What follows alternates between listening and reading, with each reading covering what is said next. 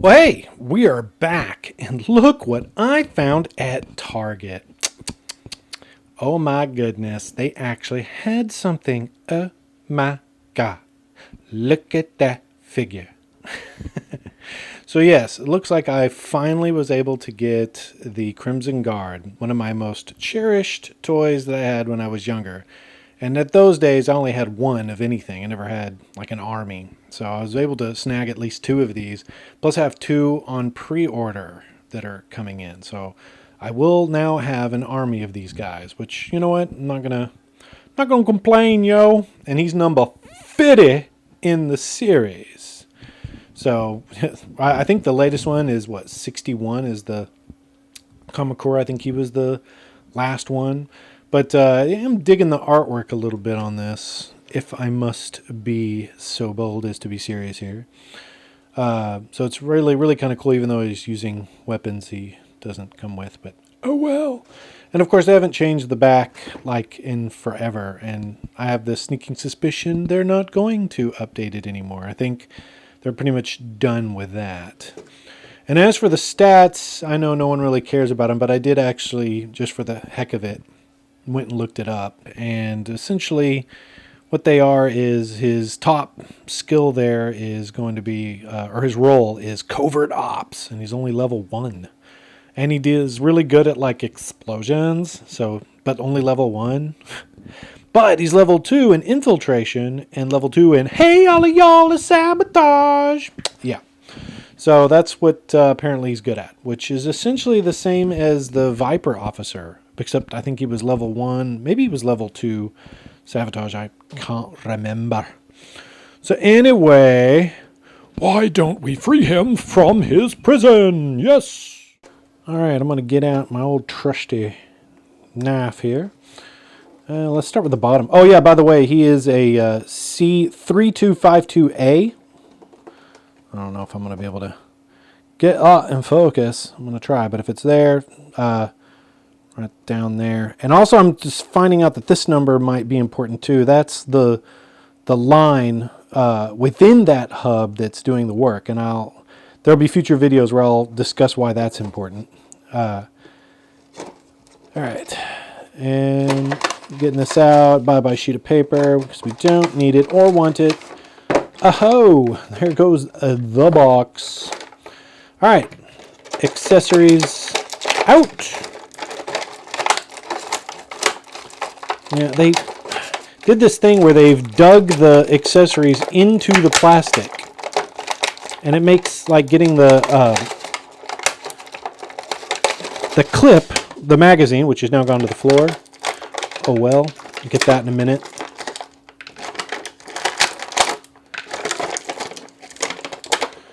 And then finally, adios, senor. Oh. Freedom. All right. Una momento while I like totally get everything sorted for you guys. Oh my God. All right. Now I've got things assorted. Let's take a look at his accessories. So he gets a nice kind of like M16 with a massive bayonet on it. That's more like a army survival knife dagger. It's very interesting. And a little tiny pistol, and a magazine, and a very large knife, and his saber and its sheath. Now, this is indeed a recreation of the original vintage, just in black.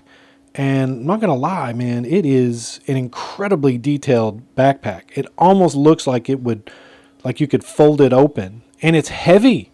I mean, this isn't hollow. This is like a solid chunk of plastic, and it is very, very heavy. And they did a really good job on that silver, on that paint app, on the Cobra paint app. It's very, very well done, I have to admit. And it's got a peg so that you could put the sword in there, a peg hole, sorry, and an actual peg for if you want to put the gun there. But yeah, that I may actually use that backpack just because it's light and cool. Then you get like this beefy M16 with with a Rambo knife attached to it. I don't know if that's coming through crisply as I'd like it. Let's hope that it is. It doesn't look like it. It keeps wanting to fudge around. Anyway, very nice. Very battle ready. And it has a hole for a blast effect. Yay. You seen one magazine? You seen them all? And is it a bit of a little pistol? But I do like that it is not that weird, Nerf style laser kind of gun. That is just not wanting to get into focus, y'all. So sorry. I can't manually focus on this one. But yeah, tiny little pistol. And then a knife. Big old knife with a snake motif. Snake motif on it. And it's identical to the one on his saber. So it's the same snake motif on the blade, on the handle of the saber. Saber is kind of a straight blade with a blood groove of all things. And then the nice warpage on the sheath there. But weirdly enough, once you put the sword in there, it doesn't seem to hurt it, but it is strong enough where it can probably affect the plastic. So, how about we load him up? All right, so I just want to point this out, and again, I apologize if this comes up not in focus, but the magazine is notched so that you know which angle to put it in, and since this is at an angle, you want that to be at the angle, and then voila, it just snaps in. Very nice.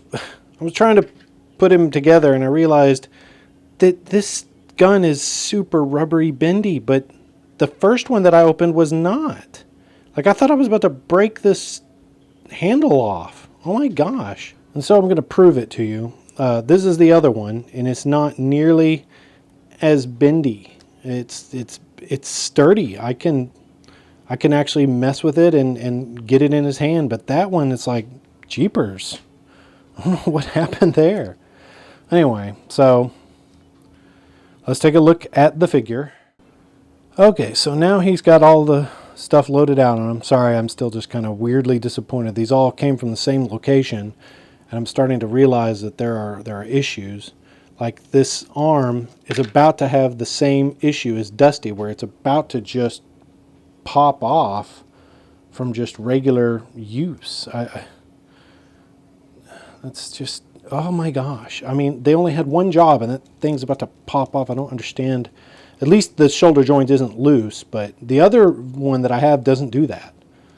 But does have some stiff joints on this arm, and then again, because it has a stiff joint, when I try to move it down, it's going to separate that bicep again.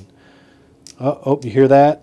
I don't know if you hear that, but that creaking noise, that's generally not a good sign either. Man.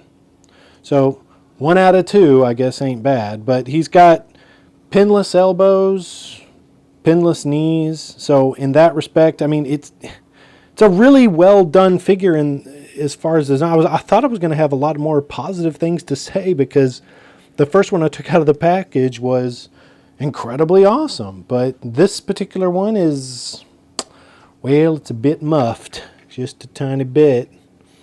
Can't say I'm too happy about that. And I have 2 more coming direct from Hasbro. We'll see how those unfold. It's just, oh my golly gosh.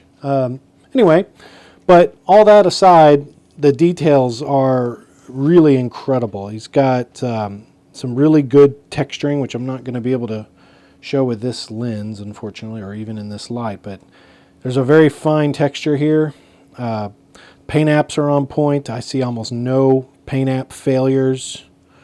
One thing I did note is when I'm going to probably try it on this one. Let's see what happens if I pop his head. But if I pop his head, it's going to be real difficult to look at this figure again, because it's a pain to put back on, because it does not. Yeah, see, this one at least popped off correct. The other one, when I popped it off, this whole peg came out. And I was like, oh goodness. So I had to try to put that back in, and it was very, very difficult. Now, there is a reason for which I popped this head off, and I'm going to show you. If you could just stay there 1 second. Now for the magic of editing. All right, now we're back. I just wanted to show what happens if you put Kamakura's head on the Crimson Guard. And for those of you following that particular storyline, that has some special significance. But His head does more or less fit on the peg. It doesn't quite, quote unquote, pop into place, but it does fit and it looks really good, and you can actually move it around and give it a good go. My head fell off. Wait, no, it's just a helmet. Anyway, I'll put the other head back on. There he goes. Yay, it fits. Now, one thing, I don't know if you want to do this sort of thing or if you do this sort of thing, but I purchased a weapons pack from Mark II Toys. He has these various weapon packs, and they come in kind of a boring gray. Man, I don't know if that's showing up. I hope it is, but I can't tell. This is one I painted myself, and it's essentially the same sort of M16, but it's a little longer, and the bayonet is more of a realistic size type of bayonet, and I've had him use it, but since I only have one that I painted, it was only going to be for the one Crimson Guard, but now I'm going to have 4, and I'd rather have uniformity than one really cool gun, but oh well. So I think it might very well just be time for comparisons. What do you think? Because, I mean, you know, look to the side. I guess I should do that kind of stuff, right? Shall I give him the twirl? Let's do the twirl. All right. Now he's going to twirl like he's some kind of model. Anyway, some of the cool details is that his rank insignia is on there, similar to the Cobra officer who has the 3 marks on the rank, but he obviously has higher honors with a... I apologize, I don't remember what those things are called, but laureates or something like that. I can't remember. Laurels? I don't know. I don't know. But he's got that as well that marks his rank. He's got this cool V on the belt. And this, as far as I can tell, is all original sculpt. I don't believe they're borrowing anything. And I checked the boots. They are not borrowed from any other previous figure, not even Dr. Mindbender, which is similar. And no, it's not Major Bloods. And no, it's not the Cobra officers. It's nobody's. It's all new. Straight, the knee pads, all new, as far as I can tell. I can't find anything borrowed. And especially, of course, not the head. But like I said, the paint apps are all there. And it's true to the original. The original, even though the painting on the original had a silver mask, the actual figure itself was black with the silver slit going across. But, yeah, not too bad. Once again, we're doing this thing where apparently they don't like putting things on one shoulder. But they do have these little lines. It kind of reminds me of Star Trek for some reason. Oh, and he's got the stripes down the side. Nice touch. There's the back, nice and crooked. Hooray for OCD. And going back to this side, now we've got, you know, instead of the arm badge, I guess they just put a patch that I guess shows particular, not really so much rank, I guess, as much as faction. He's the Crimson Guard. And, you know, really fantastic details all the way around. This, to me, had they not made these goofy problems with these joints, could have been contender for Figure of the Year for me. So, yes, keep on the lookout. I'm going to be doing my top 5 figures of the G.I. Joe line up to date. Up to current, rather. And so that video should be coming hopefully before the new year. Anyway, let's do some comparisons. All right, and for our first comparison, the officers of Cobra. Yes, we have the Viper officer and the regular Cobra infantry officer, and then, of course, the Crimson Guard. Now, it seems to me, just, you know, talking out loud here, why they didn't follow the motif of the silver Cobra. You know, yeller. Give them a yeller one. If anything, it should have been gold, right? Should have been gold painted Cobra emblem, but... Or some other signifier, why he didn't have like an armband or something else that made him stand out other than, you know what, you went through all the rigorous tests. You passed everything. You survived not getting killed by G.I. Joe or killed by Cobra Commander. So your reward, you get different colored outfits of the same outfit you were wearing. Yay! Oh, wait, no. You get a different gun with some paint on it. I hope that was worth your effort. Sorry, just being a little bit critical. Just a tiny shredling. All right, on to the next. All right, and for the next review, we're staying with Cobra. Of course, no review is complete if we didn't give him his boss. You know, in this case, I believe that is Tomax. opposite the Crimson Guard and the Python Patrol Bet. Dude, what is up with you? Is your twin falling down and that's why you feel like you have to fall down? Come on, chest out, straighten up, dude. Come on now, we're live. We're live. Anyway, weirdly, I mean, it could be the trick of the live, but man, no, they're about the same height. All about the same height. Some tall dudes. All right, let's do some Outback comparison and Valaverse. This is the blowback character. Yeah, all about the same height, really. Very interesting. And those are likely the people he's going to go up with in my photography. Doing some more extreme comparisons here with Marvel Legends. Apparently, She-Hulk is going to be a lot taller than him. And that, that makes sense. She actually seems to fit in my opinion. And now with Firestar over here, she's a bit shorter, He might be able to, well, he'll probably burn either way, but there's something about the physique which is going to be very different. It doesn't look like in that level of Marvel Legends, that line, that part of the line, like you could tell this is hyper realistic and this is still kind of just really comic-y, cartoony.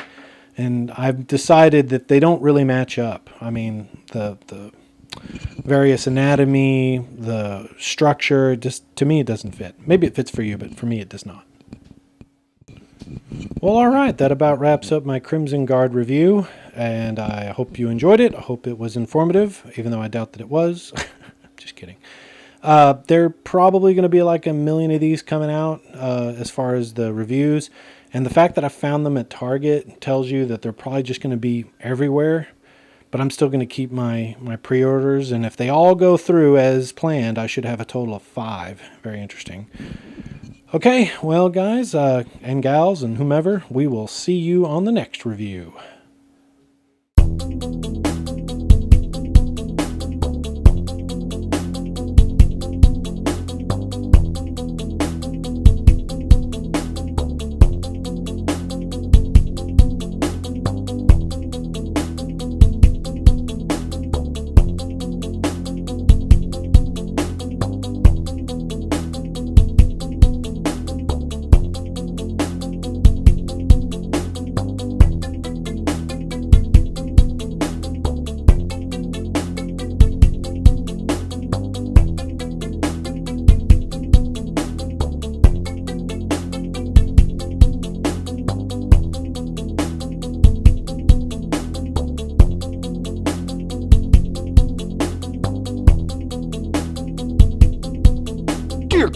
God, what have I done to myself? No!